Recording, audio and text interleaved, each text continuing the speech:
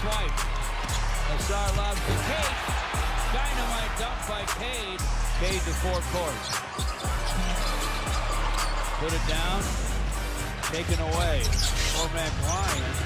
The trend into the corner. And Cade hustles to block that shot. Wow. And the crowd salutes him. Pistons win big. Cade came back at a double-double. A happy sight for Pistons fans everywhere. Hello, good morning. Welcome to First Take alongside David Dennis Jr., Vince Goodwill. I'm Courtney Cronin with you here on a Thursday. Jason McCourty, Kevin Clark going to join us in just a little bit. Good morning, gentlemen. How are we? Good morning. Good morning. Got a little Around the Horn reunion here. I'm very excited about this, but there is no other place to start this show today than with the NBA and Cade Cunningham's returns. The words Detroit fans have been waiting to hear. The motorcade is back in Motown. Cade Cunningham returned to the lineup Wednesday night for the first time in 3 weeks due to a collapsed lung. He finished with 13 points, 10 assists, 5 rebounds in 26 minutes of action in the Pistons' 137-111 win over the Milwaukee Bucks, and 137 points.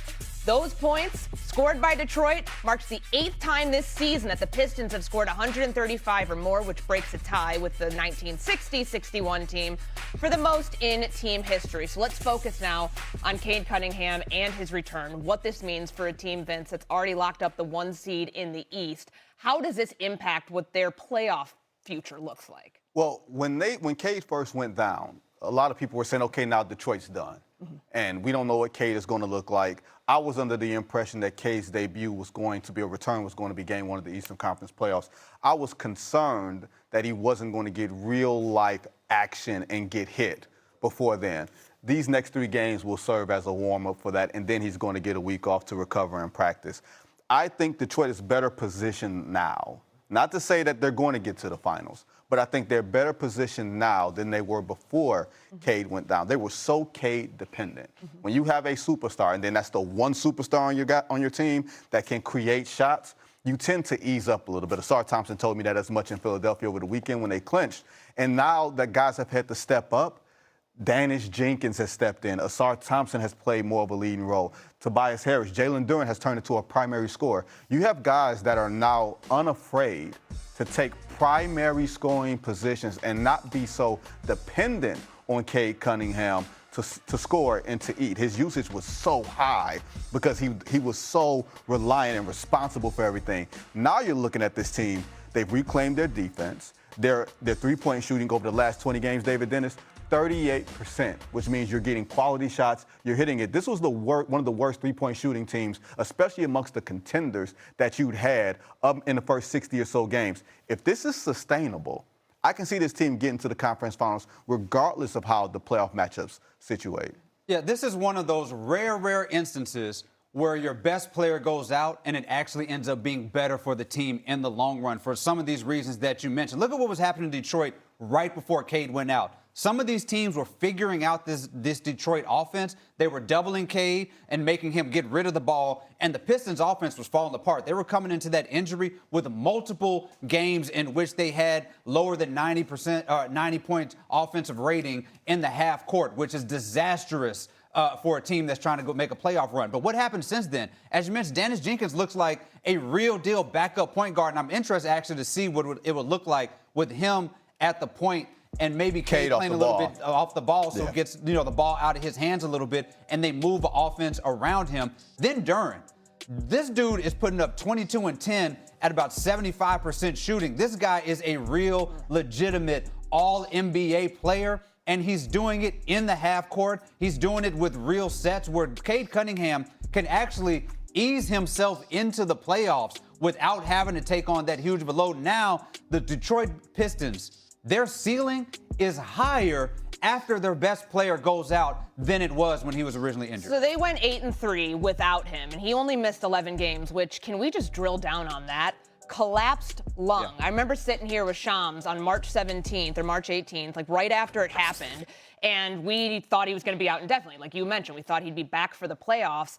And this is breathing we're talking about, trying to get your conditioning back. He makes his way back, but the team in his absence, Vince, was able to withstand all of that and still maintain the 1 seed. What did you learn about the Pistons without Cade Cunningham and how that factors into how you view them as a playoff threat? I wasn't sure that they could reclaim their superpower from early on in the season. Every great team has a superpower that they can call on. Detroit's superpower is a little bit different. Theirs is, we can make you play less than your best. When you come to Detroit, you're not going to reach your A game. And that's what they did when they played again. Look, they went to Oklahoma City, and they lost that game in OKC in overtime, and you're without your best player, without your second best player. Remember, Isaiah Stewart, who was out for the playoffs last year, he's back. That's one of the best interior defenders in basketball. Asar Thompson is going to be an all-NBA defense first-team guy. When you have great perimeter defense, great rim protection, and then just enough shot creation, that's the formula for real playoff success. So what I learned about them over the 11 games was they can hit the high note, except their high note is on defense. You just don't think of it in today's NBA because today's NBA is so offensive driven that a team that strikes fear into you on the defensive end, that's their calling card. Usually they can't score at all. The Pistons have a guy that can get you 40 in the playoff series, and their ornery is all hell. Like, they are pissed off about last year's playoff series against the Knicks. So whether they get to the Knicks or not, the Knicks find their way to them, I think they're going to be well positioned to get to the conference finals. And then you just let the chips fall from that point.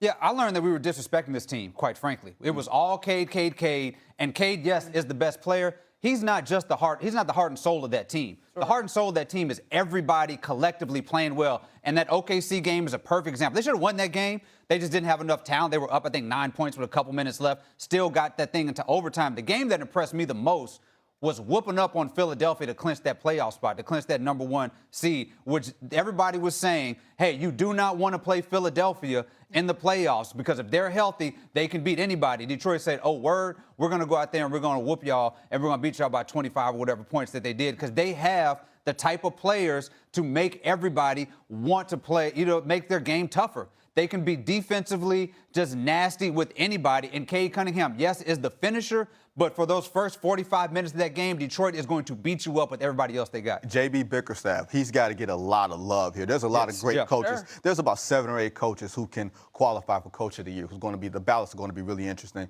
But I think J.B. Bickerstaff should be hands down Coach of the Year this season with the job that he's done. Yeah, Cade Cunningham reached 1,500 points this season through 3 quarters on Wednesday. And we know, obviously, we'll get into more on the 65-game rule and what the the postseason awards and all that and what that means for him. If there is going to be a way for him to potentially get himself eligible for that. But a very welcome sight for the Pistons, getting their guy back with 2 games remaining now in the regular season. Elsewhere in the Eastern Conference, in a potential first-round playoff preview, the